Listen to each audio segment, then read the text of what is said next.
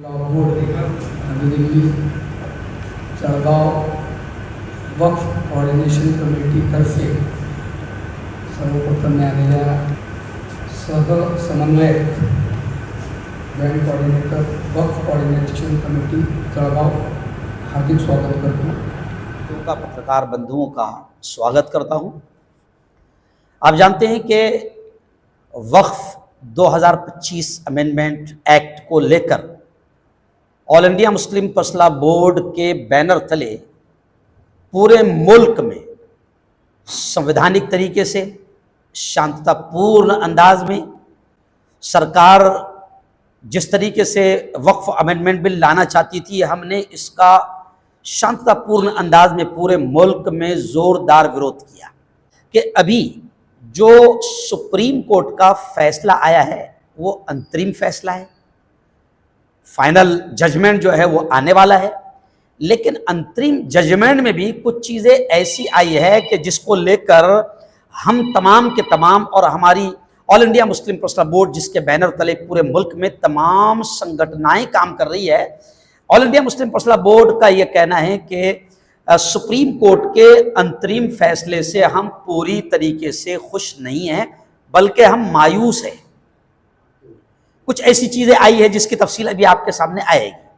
अब कुछ मामला ऐसा भी हुआ कि जैसे ही सुप्रीम कोर्ट का अंतरिम जजमेंट आया तो हमारे कुछ साथियों ने अलग अलग अंदाज में खुशियों का इजहार किया। तो आप लोगों को भी ऐसा लगा होगा, या बहुत सारे सोशल मीडिया पर जितने मुस्लिम युवा बैठे हैं उनको भी ऐसा लगा होगा कि भैया खुशियाँ मनाई जा रही है तो शायद हम जीत गए, हमारे हक में फैसला आ गया।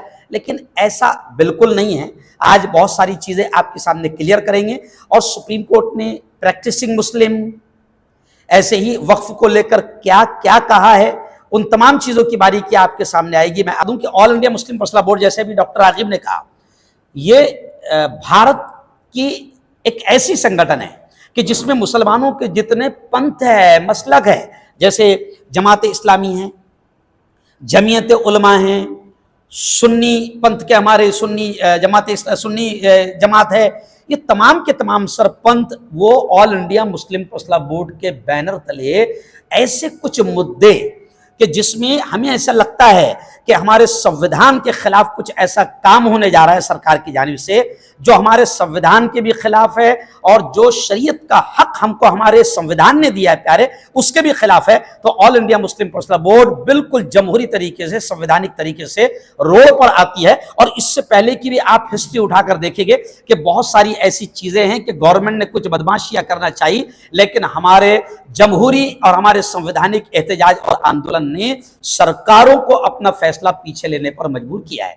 मैं बहुत ही संक्षिप्त में दो बातें आपके समक्ष रखना चाहता हूं। सबसे पहली चीज़ ये है कि 1995 के वक्फ कानून को तब्दील करने के बाद, बदलने के बाद 2025 में एक नया एक्ट लोगों के सामने पेश किया गया था जिसमें all India Muslim personal board ने नकारा था। इस 44 अमेंडमेंट्स में बहुत सारी ऐसी चीज़ें ऑब्जेक्शनेबल थी जिसे हम समझते हैं कि जो संवैधानिक स्वरूप के बहुत ख़िलाफ़ है, उसका हमने मुखालिफत की थी। और तकरीबन 4-5 महीनों से कंटिन्यूसली निरंतर ये हमारी मूवमेंट चल रही है। और मैं ये बताते हुए खुशी महसूस करता हूँ, मुझे आशा भी और प्रसन्नता है कि इस 5-6 महीनों की पूरी हमारी उस कैंपेन में बहुत ही शांति के साथ ये कैंपेन चली है। किसी ने एक पत्थर भी नहीं मारा, किसी ने कोई संविधान का उल्लंघन नहीं किया और कॉन्स्टिट्यूशन की बाउंड्रीज में रहते हुए एक बहुत ही शांतिपूर्वक अभियान हम लोगों ने छेड़ा था, जो अप एंड डाउन से होता हुआ आज सुप्रीम कोर्ट के एक नए डिसीजन पर आया है। पिछले 5 दिन पहले जो सर्वोच्च न्यायालय ने जो अपना एक डिसीजन दिया है वो अंतरिम डिसीजन है, और अंतरिम डिसीजन होता ही ऐसा है कि जिसे बदलाया जा सकता है। और कोर्ट ने ऑनरेबल सुप्रीम कोर्ट ने कहा है कि इसके बाद वो फाइनल डिसीजन पर पहुंचेगी।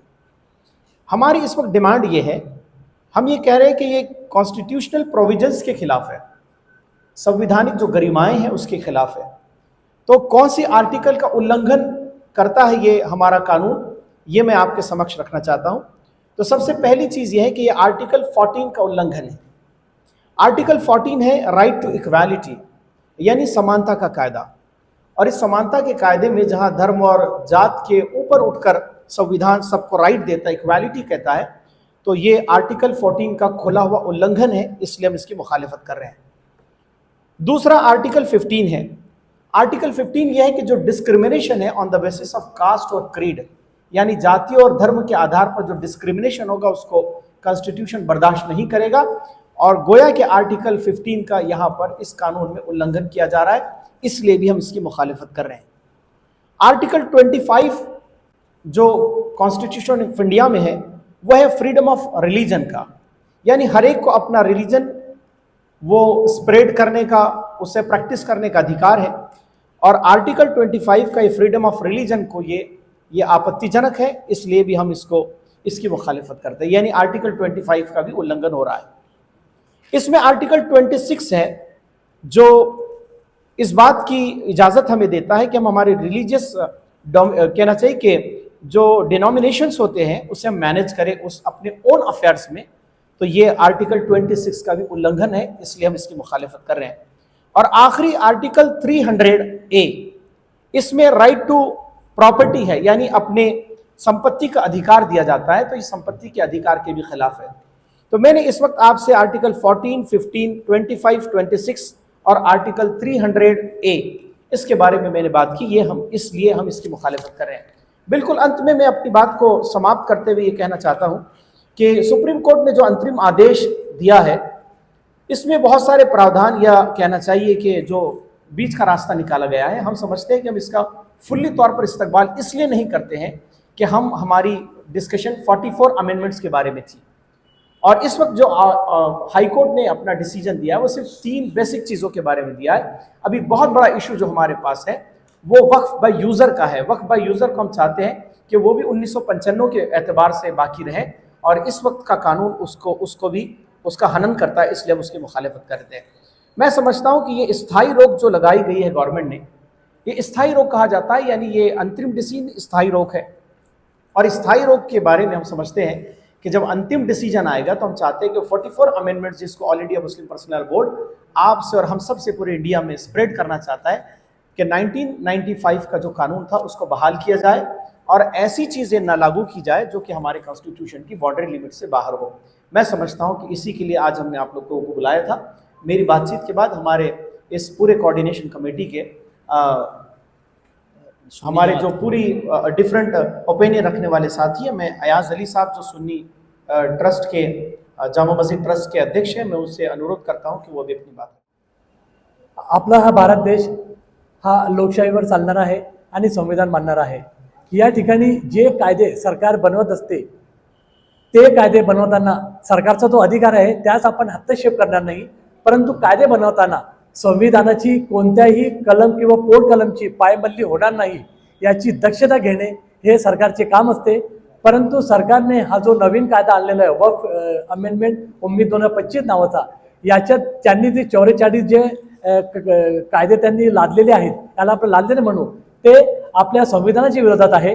तसेच आपल्या इस्लामी जे कायदे आहे शरीयत त्याच्या सुद्धा विरोधात आहे। तर आम्ही आपल्या चॅनलच्या माध्यमातून सरकारला आणि पर्यायाने माननीय सर्वोच्च न्यायालयाला सुद्धा विनंती करू इच्छितो की आपण जे निर्देश दिलेले आहेत ते अंतरिम आदेश आहे ते पुढे चेंज व्हायला पाहिजे, कारण की आपण फक्त काही गोष्टींवर त्या ठिकाणी स्टे दिलेला आहे, पर तो स्टे तात्पुरता आहे आणि ज्याप्रमाणे आपल्याकडून आम्हाला निर्णयाची अपेक्षा होती माननीय सर्वोच्च न्यायालयाने तशी होताना आम्हाला दिसत नाही। म्हणून आम्ही सर्वोच्च न्यायालयाची माफी मागून परत त्यांना हे कळू इच्छितो की आम्ही संविधान मानणारे आहोत आणि आमची ही मनापासून इच्छा आहे की आपला हा भारत देश संविधानावर चालायला हवा आणि जे कायदे जे केलेले आहे 44 त्यात ते रद्द करून पूर्वीचे जे कायदे होते तसं त्यांनी राहू द्यावे आणि काही चेंजेस जर करायचे असतील तर ते संविधानाच्या दायऱ्यात राहून त्यांनी करावे, ही मागणी करतो। जय हिंद, जय भारत। वक्फ सुधारणा कायदा 2025च्या विरोधात all India Muslim personal law board व इतर दाखल झालेल्या याचिकावर सर्वोच्च न्यायालयाने दिलेल्या अंतरिम निर्णयावर आम्ही समाधानी नाही। सर्वोच्च न्यायालयाने काही तरतुदींना स्थगिती दिली असली तरी संपूर्ण वक्फ सुधारणा कायदा 2025ला स्थगिती देण्यास नकार देणे ही निराशाजनक आहे। वक्फ सुधारणा कायदा 2025 हा कायदा मुस्लिम अल्पसंख्याकच्या हक्कावर अतिक्रमण करणारा व असंवैधानिक आहे। यामुळे वक्फ मालमत्तेचे संरक्षण धोक्यात आलेले आहे. माननीय नामदार सर्वोच्च न्यायालयाने केवळ काही तरतुदींना अंतरिम स्थगिती दिली, त्यापैकी सुद्धा त्यात काही स्थगिती ह्या निराशजनक आहे. वक्फ सुधारणा कायदा 2025च्या अनेक असंवैधानिक व वादग्रस्त सुधारणा अजूनही कायम आहेत. वक्फ बाय युजर म्हणजे शेकडो वर्षापासून वक्फ म्हणून वापरली जात असलेली मालमत्ता त्याची तात्पुरता नकारात्मक किंवा नोटिफिकेशन नोंद प्रक्रिया होणार नाही असे निर्देश आहे. म्हणजे ज्या मालमत्तांना वक्फ म्हणून वापर नोंद नोटिफिकेशन किंवा जाहीर नोंदणी झाली आहे त्या संपत्तीची वक्फ स्थिती तात्पुरती बदलली जाणार नाही. यामुळे वक्फ बाय युजर संपूर्ण मालमत्तेला संरक्षण दिले गेले नाही. केंद्रीय वक्फ परिषद व राज्य वक्फ बोर्डमध्ये बिगर मुस्लिमांना सदस्य करण्याबाबत माननीय न्यायालयाने केंद्रीय वक्फ कौन्सिलमध्ये 22 पैकी 4 सदस्य बिगर मुस्लिम असतील व राज्य वक्फ बोर्डामध्ये 3 बिगर मुस्लिम सदस्य 11 पैकी असतील असे अंतरिम आदेश दिले आहे. त्याबद्दल आमचे म्हणणे असे की संविधानाच्या कलम 14 व 26 नुसार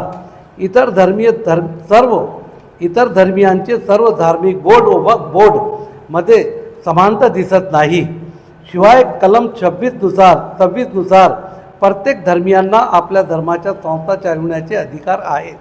उदाहरण शीख प्रतिबंध मंडळ, मंदिर एंडॉवमेंट बोर्ड, ख्रिश्चन धर्म एंडॉवमेंट बोर्ड, बौद्ध धर्म एंडॉवमेंट बोर्ड यामध्ये त्या धर्माचेच लोकांना नियंत्रण आहे.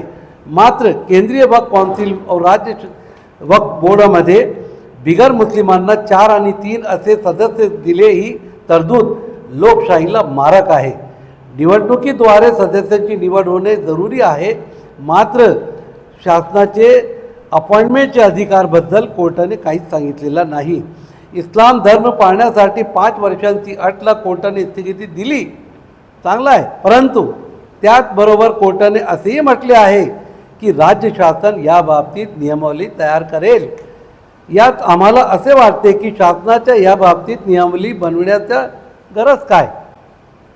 वक्फ बोर्डाच्या CEO बद्दल वक्फ सुधारित कायदा बोर्डाच्या CEO हा मुस्लिमच असतील असे नमूद नाही. त्यावर माननीय न्यायालयाने आपल्या तात्पुरत्या स्थगितीमध्ये असे नमूद केले की बोर्डाच्या CEO म्हणून मुस्लिम अधिकाऱ्याला शासनाने प्राधान्य द्यावे असे म्हटले आहे. वास्तविक इतर धार्मिक बोर्डाचे CEO हे त्याच धर्माचे असतात कारण त्यांना त्या धर्माचं ज्ञान आहे. प्राधान्यापेक्षा अनिवार्य असे निर्देश अपेक्षित होते.